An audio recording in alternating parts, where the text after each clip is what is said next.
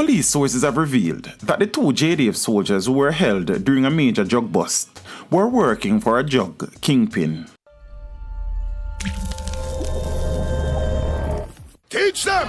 Always make sure the message will reach them!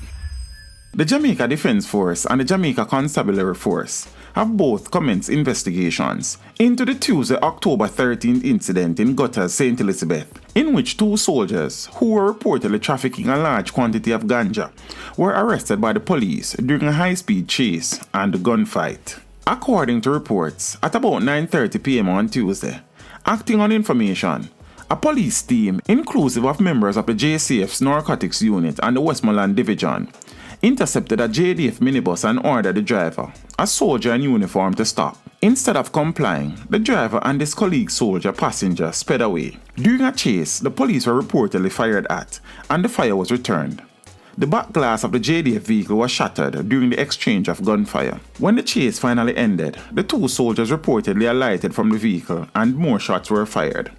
A standoff ensued, with the soldiers refusing to surrender. The police sought assistance from the JDF, and a unit with senior soldiers went to the location and ordered the two soldiers to surrender, which they did. Their weapons were confiscated and handed over to the police. A subsequent search of the vehicle turned up 1,500 pounds of compressed ganja. The two soldiers, who are reportedly assigned to the Paradise Park operating base in Westmoreland, are believed to have been employed by smugglers to take the drug to an unidentified location in St. Elizabeth, from which it was supposed to be shipped overseas. A police officer who asked not to be identified said that the information has surfaced that the two soldiers were operating in cahoots with a major drug dealer in the area, and the operation was put in motion once the JDF vehicle was spotted. We had information that they were being paid to transport the drugs by a particular don in the parish, so the operation was put in place to catch them, he said. We were surprised when they decided to engage us in the shootout, but we were prepared for them.